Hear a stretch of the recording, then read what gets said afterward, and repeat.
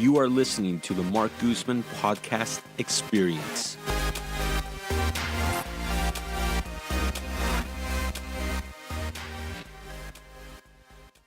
We all have something that drives us to achieve our goals in life. What motivates an individual is not finite. Anything that gets you to move is usually good enough to keep you motivated.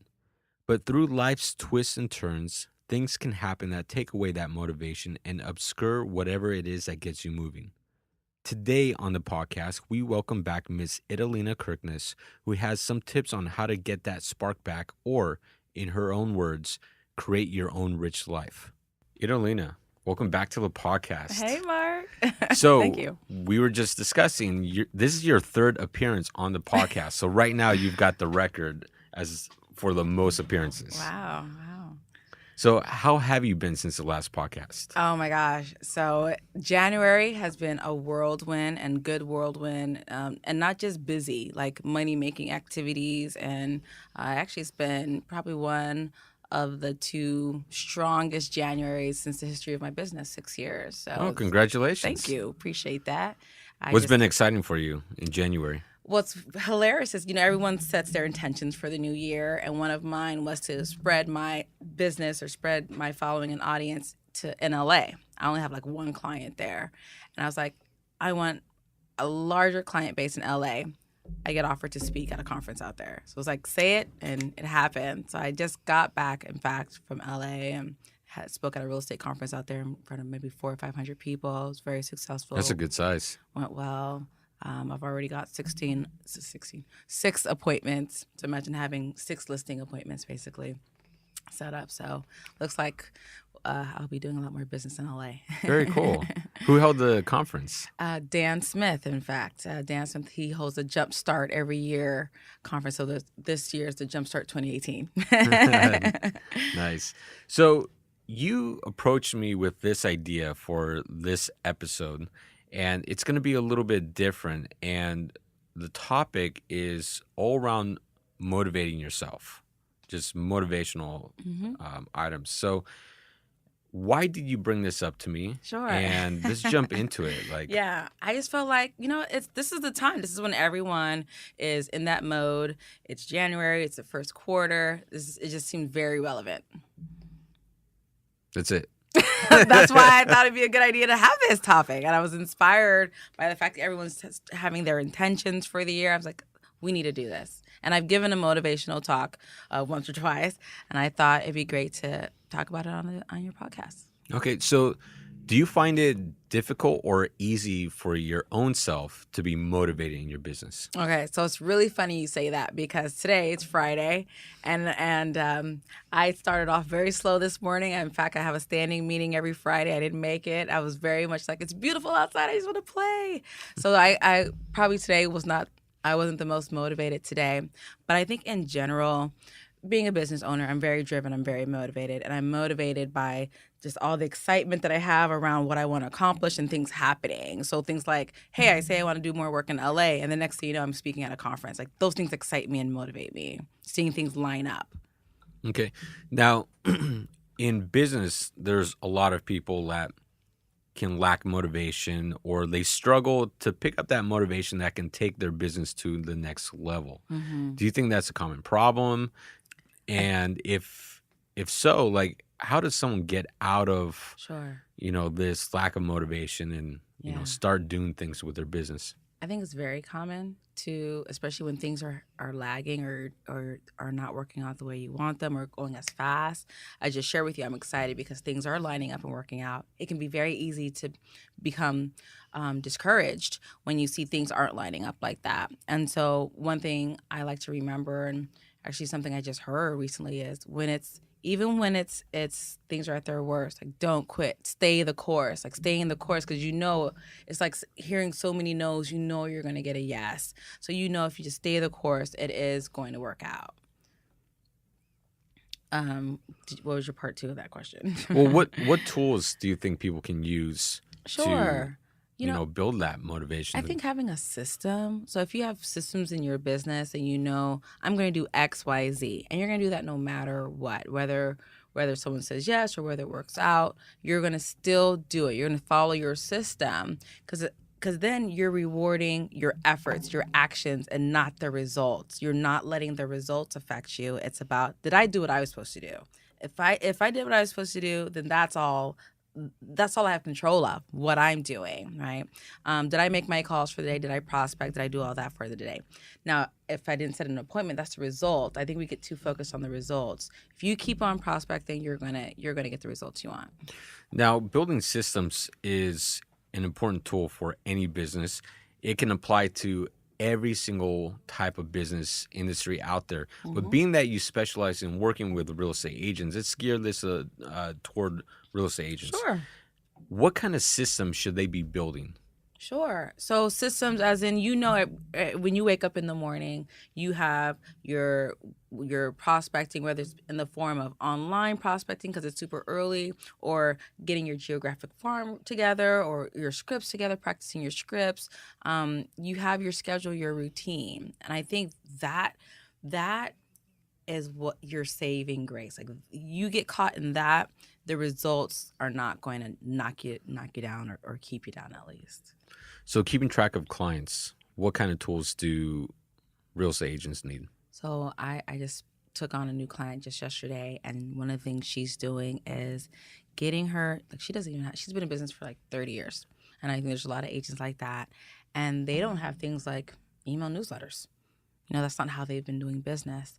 So one of the things she's doing is getting her spreadsheet together with all her clients, and then getting on MailChimp to send out a monthly newsletter, birthdays, anniversaries for when we got you in your home, things like that, to stay in touch with your spheres for those referral opportunities, and making sure you're staying in their lives when real estate needs arise. So I think real estate being such a referral based business, and something that your kids are going to need, your kids need to get in a house, all, there's such an opportunity to be a realtor for life, that a realtor absolutely needs to have systems in place to stay in touch with their database. So, you mentioned the software MailChimp, Hmm. and I use that all the time for my own newsletter. It's super easy. It integrates with so many different software. Right. And in fact, because I do property management, most of the people that are inquiring on Zillow, Trulia, Realtor.com for the rental properties, my software that I have for like showings automatically captures their name, email, phone number, adds it into MailChimp, at which point I can then say, hey, would you like to join my email newsletter? And if they say yes, now they're a part of the newsletter. Hmm. And that's actually one way I've been able to build up my newsletter to a few thousand people. Nice. And so that's very effective. Now, how many people really check their emails? Like, especially if you're not self-employed or in a business, Uh-huh. how many people really check it? Some do, many don't, but it's still very effective. That small percentage that looks at their Hmm. email, reads it, that are interested in what you're doing, if you get one or two transactions out of Oh, it every totally. year, it's worth it. And what I found, and just kind of opened myself to being really appreciative of, is, let's say that 1% does open it. That 1% may have someone in their network who may benefit from what you sent. So that I've had people who forward my emails, and so that's something really great. And even the people who don't open, at least they saw your name and you're top of mind again. So I was watching the Joe Rogan podcast, and he just recently interviewed this clinical psychologist, Jordan Peterson, who's also a professor, and he was breaking down some statistics of people, and the average person will have 1,000 connections throughout their entire life, Okay. and each of those will have 1,000 connections Okay. throughout their own life. Sure. So every single person that's in business has the potential through a 2-point connection to connect to 1 million people. Mm, I mean, that's that's huge, huge. right? So MailChimp is a good software to take advantage of that. Hmm. And uh, the CRM system I'm using right now that I really enjoy is called Streak for Gmail. Okay. So many CRM systems out there right now, especially for real estate agents, just suck. Some don't have, some are missing features. Uh, and the problem is having to connect and log into another software, Oh, another okay. Yeah. platform, another True. website, right? Where Streak, and most of us use Gmail Yeah. anyway, it's built inside of Gmail and it's all right there. Nice. So no, you don't have to worry about another password login information. Yep. Yeah. Awesome. So what do you think of following motivational people like on YouTube Sure. or Facebook Or or Instagram. I Instagram and actually actually like it. attending their events? So I really like it because let's say on Instagram, maybe I wake up in the morning, I'm not feeling so hot, not feeling so motivated. I pull up my Instagram and there's a quote, and it's like, oh yeah, and that's just an instant thing, super quick, and you're off on your day. So I think it's important. Garbage in, garbage out. That's what's going to come out, and same thing as far as good, positive. That's going to affect your actions, going to affect your day. So absolutely. What do you think usually happens when someone feels they've stagnated in their business? What happens? Yeah, what usually happens? So that can come out as far as money. Maybe you're like, I'm just making the same amount, or so money as well as progress. I'm still in the same place or doing the same things, or still my numbers aren't going up. So I think money and then your progress as far as where you think you should be. And So those can definitely affect your motivation. now I know a lot of real estate agents that are not doing as many sales as they wish they were doing. I think, I mean, how important is it to them to, because some of these programs for motivational, programs, classes, can cost a lot of money. Mm-hmm. There are some free and cheap ones, and then there's some that get up into the 2, 3, 5,000 range for coaching. Mm-hmm. How important, and actually, let's touch on that a little bit, coaching too. How important is that? I think that constant what's great about coaching is you have that constant, that consistent feed of positivity and strategy. And that's necessary. To me, that's a must. You have to have that. And then, fortunately, there are a lot of free resources online that agents can take advantage of if they're not spending thousands of dollars on a coach or Like what resources? so whether it be videos, YouTube videos, or like there are coaches who they have their free YouTube series that are big on strategy. So not just motivation and positivity, but also strategy, actions, implementable actions that agents can take to help their business. So there's a lot of free online information. It's just a matter of sifting through it, but I think there's plenty of free resources, even if they're following other agents or coaches on Instagram. But I think YouTube's a great resource. YouTube and Google search. Those are my two favorite. Yeah. If I don't know how to do something, I just go on there, type in how to Right. do whatever. Right. And you always get an answer. You always get a video. You watch it, you learn it. Yeah. And great resources, and it's free. Right. Yeah.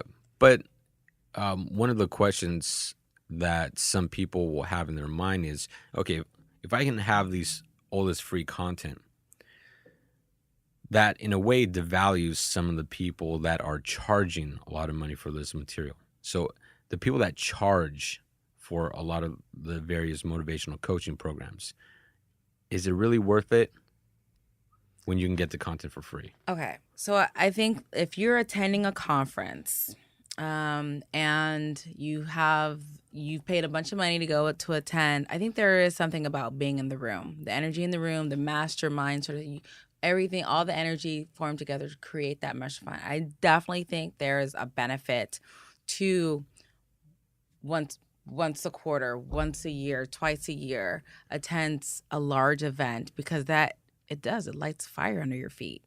And the connections you make, I think the money it can cost to pay for those tickets, what you get out of it, as far as maybe you meet someone who connects you with a deal or a strategy that you use in your business that brings thousands and thousands of dollars in your business over and over, it makes paying for that ticket well worth it.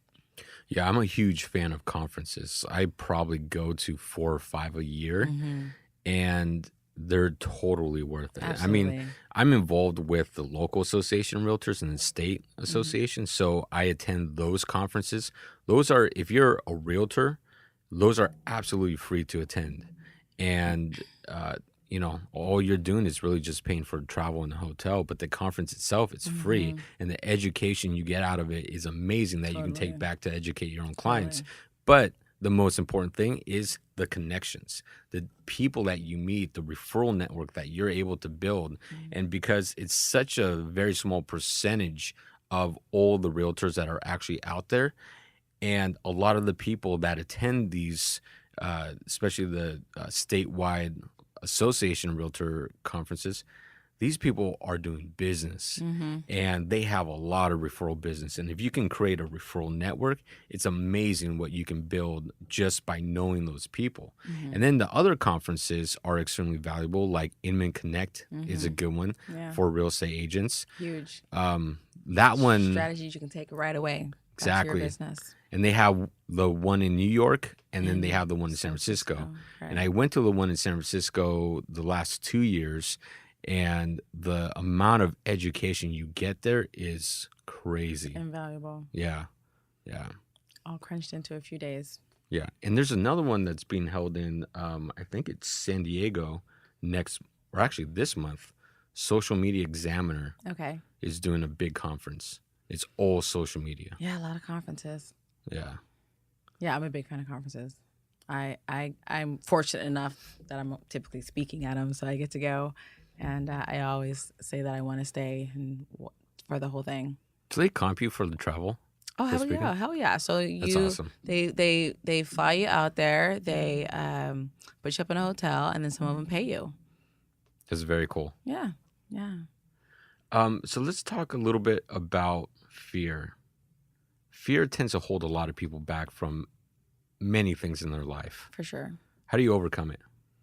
All right. So my biggest thing, and I this happened to me in real life, and this is how I come to came up with this, and it's act in the face of fear. So even though you're afraid, even though you're scared, even though you're just shaken, still move, still do it anyway.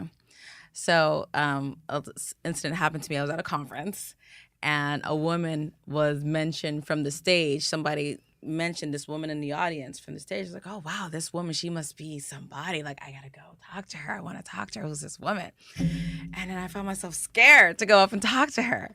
And this was a while back. You're like, you, Italina, scared to go talk to someone, but I was scared to go talk to her. Do you know who she was? I didn't know her, but she was mentioned from the stage. The person that was on stage mentioned her, had her stand up.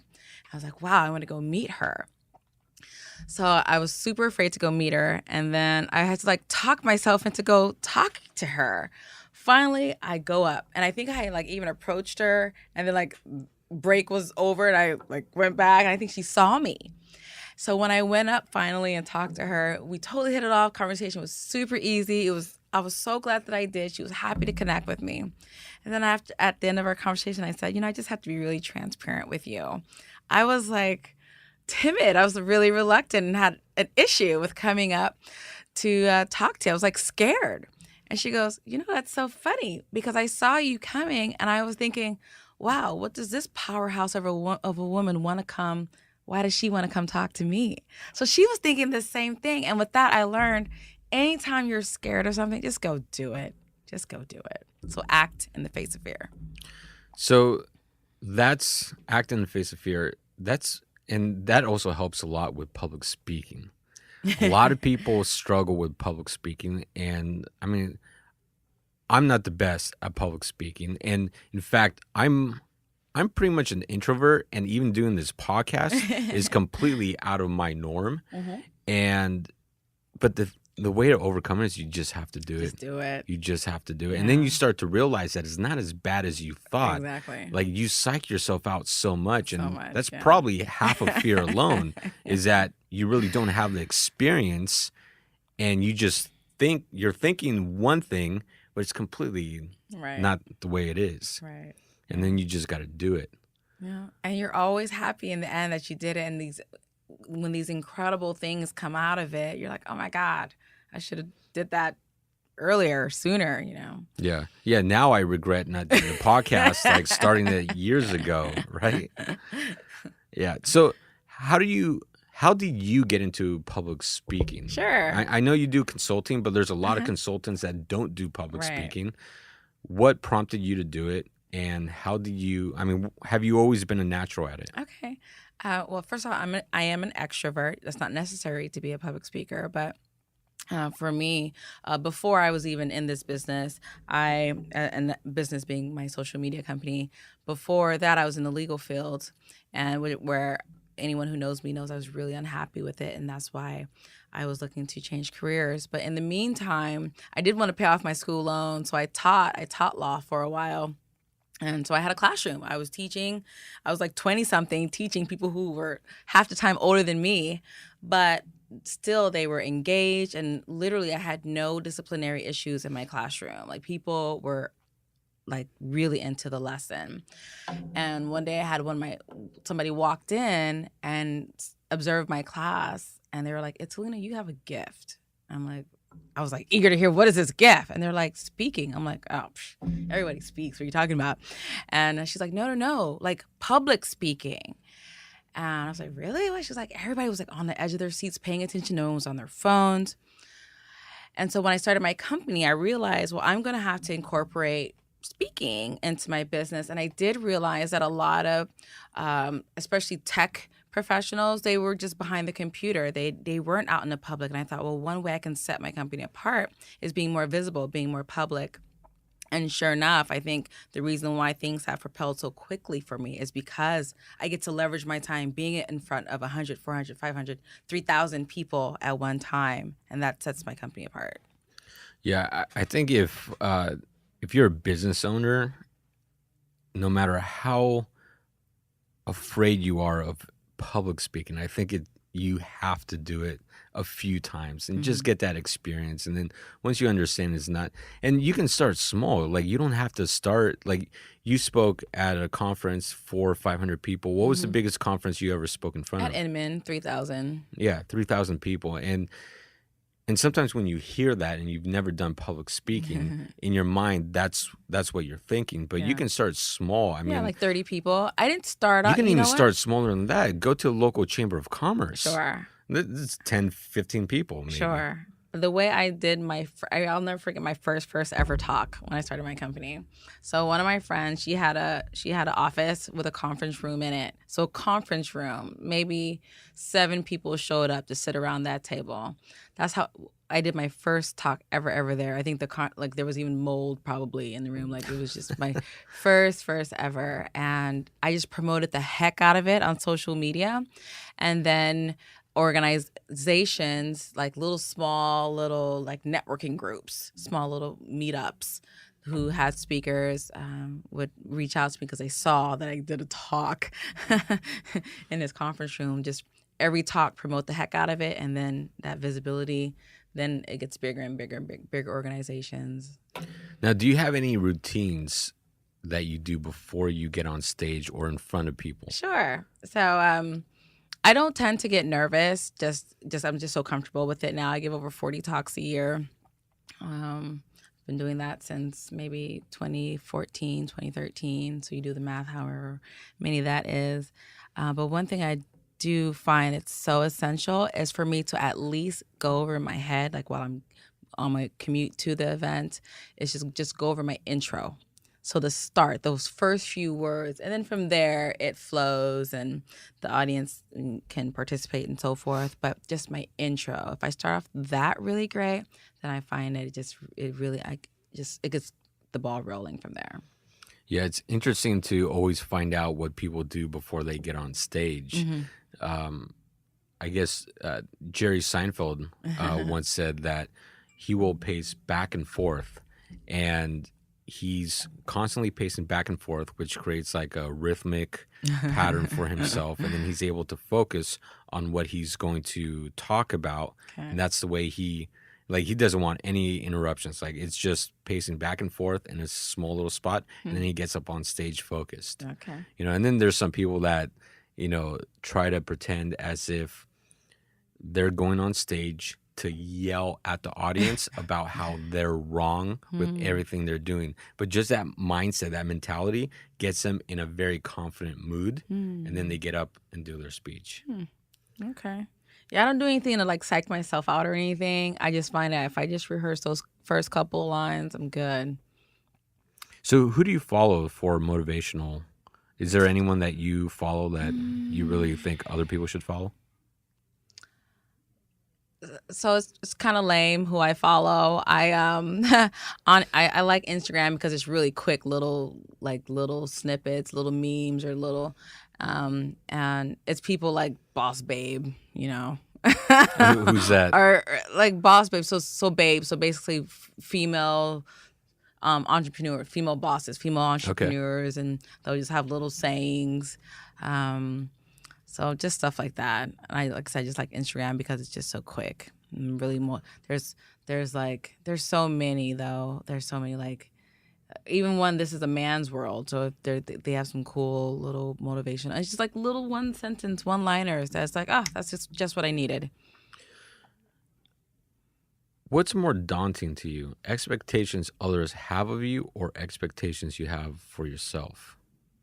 This is a big one that a Mm. lot of people struggle with. Hmm. I think when expectations of that others have for you when they are not in alignment with what you want for yourself, that can be challenging. So for me, starting off in the legal field, the expectation was that I stick with that and do that for the rest of my life and be an attorney and be an adult and have a job and deal with it. And for me, I felt like, well, I feel like I'm young. I have, if anything, this is the time to change my career. So I think that's coming up against that kind of pressure that can be really hard, and that expectation to just stay the course, stay on that treadmill, stay on that wheel there. But the nice thing about when you have expectations for yourself, you put that on yourself, and you did it for a reason that makes sense for you. Other people, when they have expectations for you, they they don't know you at the core and what you need and what's necessarily right for you. I think you know what's right for yourself, and I think when I have an expectation on myself and maybe I don't meet it, I can at least give myself a little bit of leeway and say, you know what, your goal was to put 100 videos on YouTube this year. You only did 60. That's pretty good. We'll keep that momentum on to next year. Like I think you can be a little bit easier on yourself when you know you've not met someone else's expectation. I feel even worse. That I mean that's just me, and I think that can be a little hard when you kind of feel like you've let someone else down. Yeah. Yeah. And that's definitely something that everyone struggles with. I mean, everyone listens to, whoever's close and important to them, whether it's their mom, their significant other, their father, brother, sister, whoever it is. But if they have, or even close family, I mean, if there's certain expectations and you're really wanting to do something different, I mean, I follow Gary Vaynerchuk, and he says one of the best lines he's ever said is, "It's better to die by your own sword than by someone else's." Mm-hmm. You just have to go out and give it a shot. Yeah. You just have to try, right? And when I got into real estate, I got into real estate at the age of 18, but I was skipping out on college. Like I was not going to go to college. I just wanted to jump into real estate and do my thing. Like I was in my senior class studying for my real estate exam. Like I really didn't care about school, and I just wanted to get into business. That's what I wanted to do, and I knew that. But my parents and myself got so much flack from people we knew, including family, that were like, "Hey, he's an introvert. He's not going to do well at real estate. He's not, he's too young to sell houses. No one's going to take him seriously." But now it's funny to see those same people that now give me a lot of business, and they started giving me business when I was in my early 20s. And so many times you just have to just go with your gut, do what you want to do, especially if you're young, because again, if you fail, you can always go back to Right. college. Yeah. So You can course always go correct. back to whatever you want to do. And if you really get to a point where you're like, okay, I gave it a shot. I failed. I totally suck at what I wanted to do. Yeah. You know, okay, maybe now I should listen to other people and maybe I should go to school. But at least you did it. You don't have the regret. At least Exactly. you did it. It's that regret that, and you just hold on to it, and then you start Mhm. resenting the people. Right. Yeah. So that's a big deal that a lot of people struggle with, and it's just important to keep focused on what you want to do. Hmm. So let's talk about the narrative of what success looks like, Okay. because That's a good everyone, question. yeah, everyone wants to, and here's the funny thing: everyone's got a different idea in their mind of what success is, Yeah. but it seems as if that idea is, oh, I need to be as rich as possible. Okay. So what does success look like to you? For me. Okay. So for me, there's different areas of my life, and I break them up into, let's say, my health, my spirituality. There's money. There's the and then I like to say even progress. So progress meaning you have these milestones for yourself in your life, whatever they may be, and am I hitting those goals? Now, health, I need to feel good and be able to fit my clothes. Right? I need to have the energy that I need to go on with my day, and then not have to buy like, here's my skinny clothes and here's my fat clothes. As far as and I missed relationships, so that's another, I like to think of like different burners. Money for me, so I was just talking to someone, like, it's just not my style. You're not gonna catch me making a movie with the drone flying over my 12 cars and my huge 12-room house, and like, that's just not my style. A lot of people that do that, probably 99% of those are rented.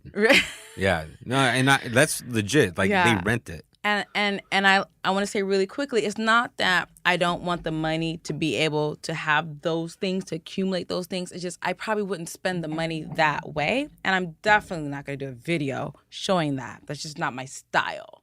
I'd probably be more one of those people who are totally unassuming and you wouldn't even know that I'm rich, because it's just not my style to be that flashy.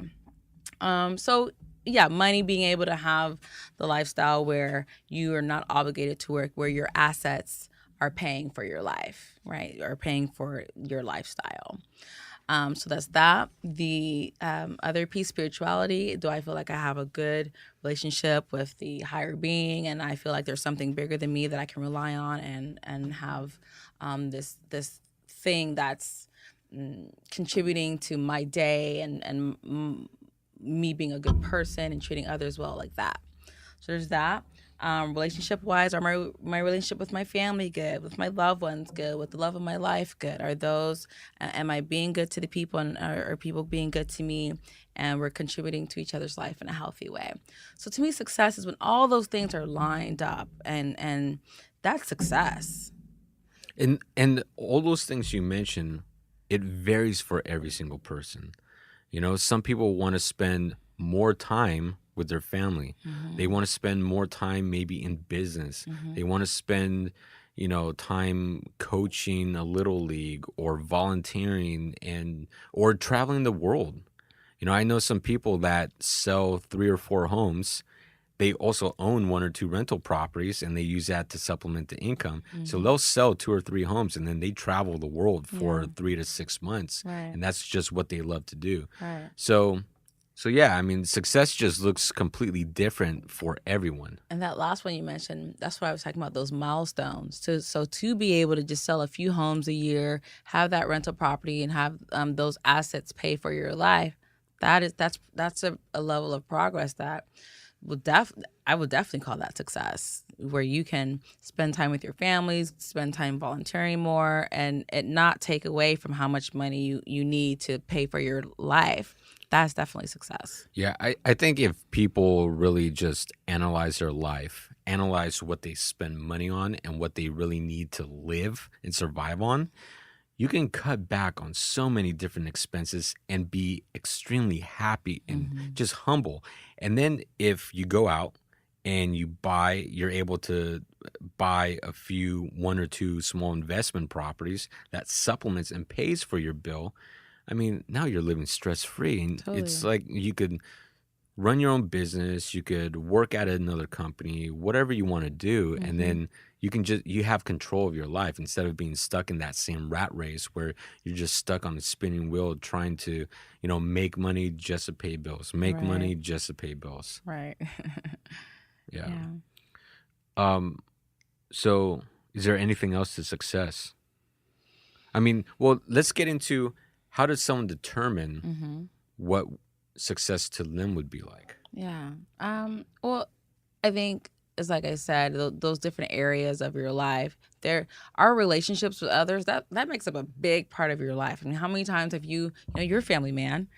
How many times have you gotten into maybe a disagreement with either your spouse or your kids, and it just kind of screws with your whole day? I feel like our relationships play a big part in our um on on our day. For people persons, right? I mean, Right. We're like you could be extremely introvert, but at the end of the day, we're still human. We're still wired to work and function in a society. Mhm. Mhm. That means you got to deal with people. Yeah, people play a big part of your life. Even little small interactions like when you go get your coffee at the coffee shop, and while we say, "Oh, people aren't supposed to affect our moods." If you have gotten into a disagreement with somebody, now your mood, you're not yourself, and that affects you. So I think a relationship that plays a huge part in your how you're going to carry on as far as your mood and your happiness and your level of stress. So that's huge. I think your relationships, I think spirituality, a lot of people say that feeds your soul. So that's huge. Obviously you need money, but I think also just being happy in your work, I think for sure if I would have stayed in the legal field, it was already eating away at me, and it just would have gone downhill from there. So knowing, being in tune with yourself, how do you feel? How does what you're doing or where you are, how does that make you feel? And taking the steps to either get out of that or get more of that if it's a good thing. Yeah, I think people get stuck because you can get easily stuck into the rat race cycle, right? But then when you're able to get out of that cycle, you're still stuck on a mentality of you always have to chase down money or Mhm. a higher income, or it tends to always be about, well, if I make more money, I Mhm. can then buy more things, Mhm. afford more things, and I'm more successful at that point. But what a lot of people don't understand is that if they really audit themselves, their personality, what they need, what's Mhm. important to them, they could be happier making less money if they were doing something they love to do, right? You might be making 80,000 but hate your job, but if you made 60, 65,000 doing something you absolutely loved to Mhm. do, that's completely different. And And then then all of a sudden that $15,000 to $20,000 difference yeah. doesn't mean anything to you. Yeah. And I just want to make clear, I think that you can still make a lot of money doing something that you're happy with. I think that being happy can lead to more money, because you're so excited and you're doing it, you're on that frequency and you're in that vibe. So I'm not saying I don't like money. I'm just saying that I don't think that's the determining factor. I think first we need to be in tune with ourselves. Where am I feeling good? Even my decision to work primarily with real estate agents, um, I went based on a feeling. I When I was first giving talks on using social media to grow your clientele, I was talking to attorneys. I would get paid. They would write me a check to go talk at a law firm in front of all of their attorneys. And they would sit there in their little black blazers and just like stare at me and not laugh at my jokes. I was like, man, this is lame. And I met a realtor who introduced me to go speak at a marketing meeting. I spoke in front of like 200 realtors, lenders, and other affiliates. And they were laughing at my jokes. Like I felt like a rock star on stage and just really feeding off all that energy. I was like, these are my people, And I made a business decision based on how these people made me feel. Fortunately, I later learned it was a good business decision because real estate is a very relationship heavy business. Agents need to have a social presence, but I think it's okay to make decisions, big decisions, based on your feelings, based on you being in tune with yourself and knowing if it feels right for you. Great. Well, I think we gave a lot of info for people to take in on this podcast episode. So I want to thank you for coming out. Thank you. Thank you. I think Yeah, it's thanks really for good. this outlining this idea. I think it Oh. was, yeah. I think it's relevant, especially the new year. I think we can self-correct at any time. It's just for whatever reason, the new year, that's when we tend to look more, we really analyze where we are. Yeah. Yeah. And for anyone out there that has a business listening, it's so important to plan your business every single year. And in fact, I made a video, just as a quick little Instagram video a few weeks ago, where I explained about business plans. Because a lot of people think, oh, well, I need to put together a business plan. And many people think of a business plan as, what you learn in school, where you have to type out a mission statement, type out an outline, type out, and all that's total BS. What it really comes down to is putting together a plan for your business. It's that simple. And if you have to, put together a visual plan.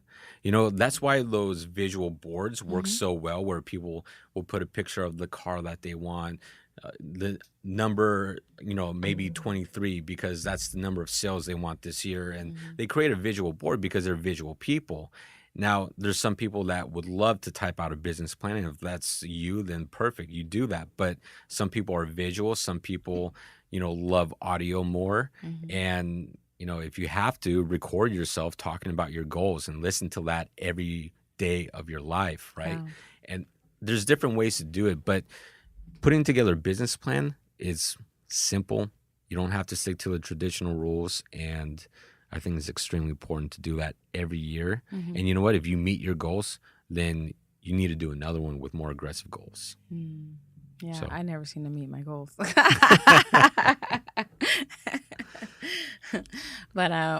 can I just share what my intentions Yeah, are of course. for the year?